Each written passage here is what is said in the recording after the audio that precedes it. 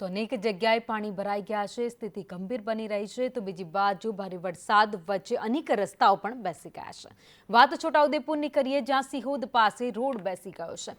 Diversion પર ભૂવો પડ્યા બાદ રોડ બેસી ગયો છે। ભારત નદીના પાણીના પ્રવાહમાં રોડને નુકસાન થયું છે।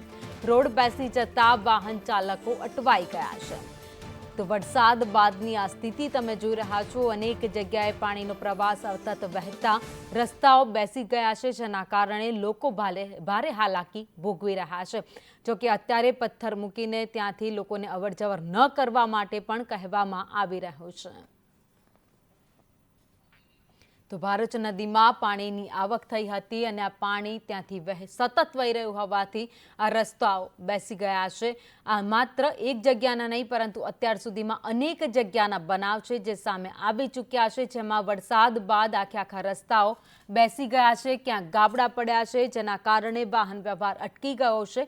અને સૌથી વધારે જો મુશ્કેલી કોઈ ભોગવી રહ્યું હોય તો એ સામાન્ય જનતા છે, કારણ કે જ્યારે વરસાદ આવે અને જે ભ્રષ્ટાચાર વચ્ચે બનેલા રસ્તાઓ છે એ આખા રસ્તાઓ બેસી જાય અને પરિસ્થિતિ અને મુશ્કેલી વેઠવાનો વારો એ લોકોને આવે છે, આમ આદમીને આવે છે। અને આ પરિસ્થિતિ છોટાઉદેપુરના સિહોદ પાસે સર્જાઈ છે।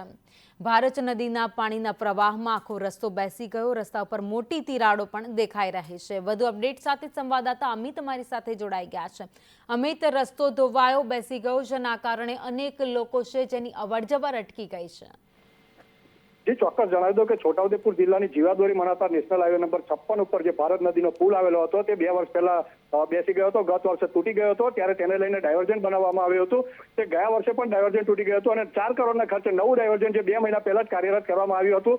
તે ચોમાસાના પહેલા જ વરસાદની અંદર સુખી ડેમનું જે પાણી છોડવાની ફરજ પડી હતી, તેને લઈને ભારત નદી પર પાણી છોડવામાં આવ્યું અને તેને લઈને આ ડાયવર્ઝનના અંદર ગઈકાલે ભૂવો પડ્યો હતો।